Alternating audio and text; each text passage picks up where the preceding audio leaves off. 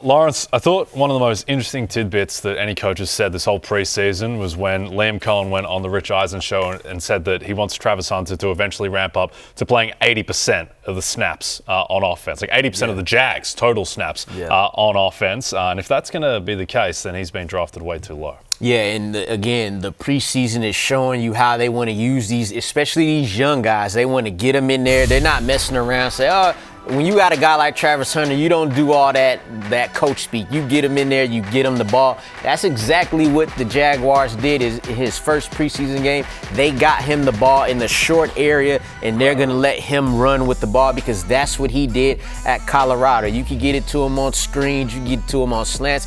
He could catch the ball over you. He's a contested catch guy. He does it all.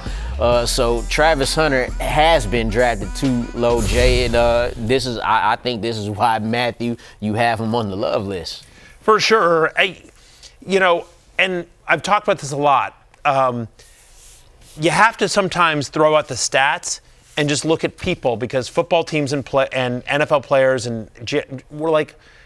they're all human beings. They have egos and emotions and insecurities. And if you're James Gladstone, first-year general manager that he's ever been a general manager with the Jaguars. First year with the Jags, first year's in the big chair. Liam Coen, first year as a head coach. And the two of them combined on draft day said, we're pushing all our chips in the middle and we're going after Travis Hunter. We're trading a ton of capital to go up and get him. Travis Hunter has to work, because the last thing they need is like Travis Hunter not working, and then the ownership is going like, why do we just give up all these assets for Travis Hunter?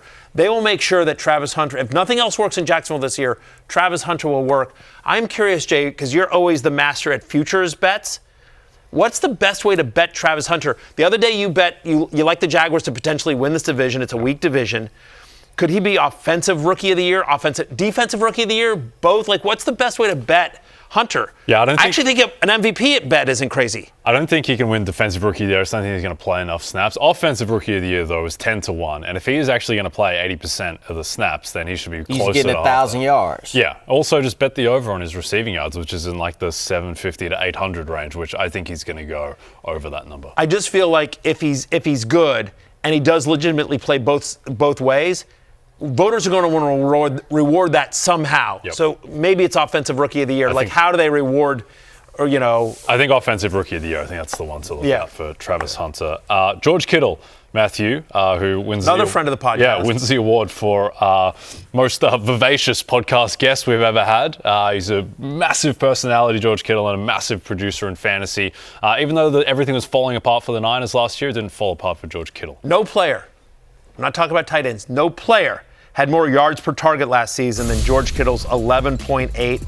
He's the only tight end with at least 1,000 receiving yards each of the last 2 years. Not Kelsey, not Laporta, not any of the other guys. He's the only guy with at least 1,000 receiving yards each of the last 2 seasons. 34 games, Brock Purdy has been the starter. Kittle scored 20 touchdowns in those 34 games. And so with Luke Farrell being signed to the 49ers, he's going to be more of a blocking tight end. That frees Kittle up to run more routes. One of the issues with Kittle in previous years is he's such a good blocker, they've had to keep him in line. But now with Farrell there, and the fact that other than Ricky Pearsall, the rest of the pass catchers there are just sort of continue to get banged up. Yep. So I do think Kittle gets a massive target share this year. He's my tight end 3. Would not shock me if he ends the year as tight end 1 once again. Yep, I can confirm vivacious is actually a word too. Yes, well done. That up. Well All right, played. let's jump to others receiving votes, headlined by Cortland Sutton.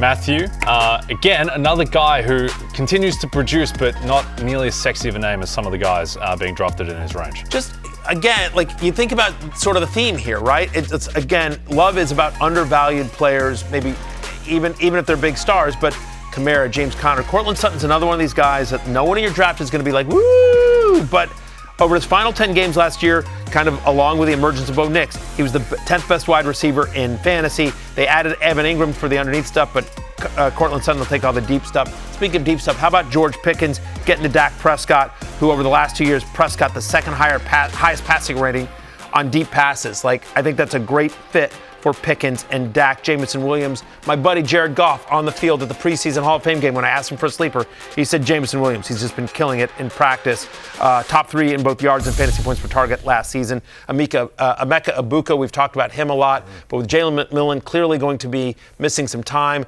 News this morning about Chris Godwin. I know he's being activated off the physically unable to perform list, but we still expect Godwin to miss some time at the beginning of the year. Yeah. Egbuka, there's a legit chance, especially when you think about the fact that Evans has dealt with hamstring injuries.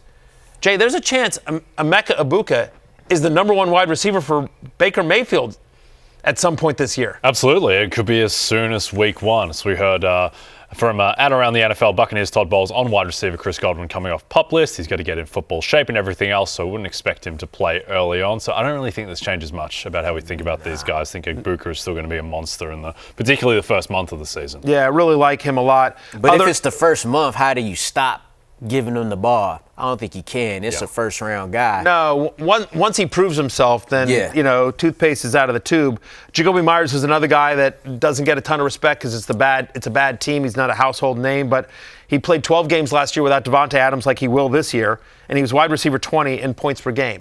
And he's going like just inside the 40s among wide receivers. Ricky Pearsall, he is the one healthy guy in San Francisco. I think for first-round talent, he's been killing it in the preseason as well.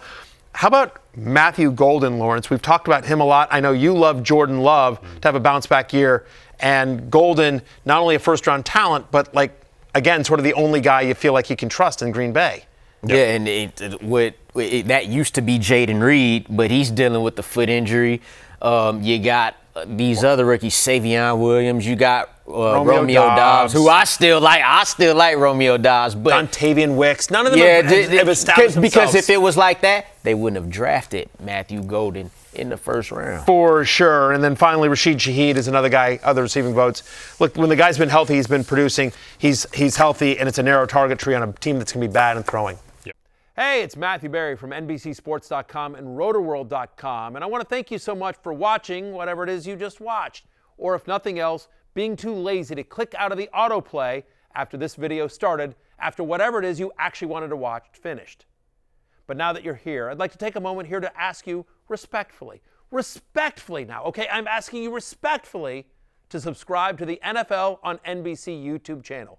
You'll get the latest Roto-World fantasy news headlines, all sorts of great shows, including my own Fantasy Football Happy Hour. So go subscribe now. Again, I'm asking respectfully.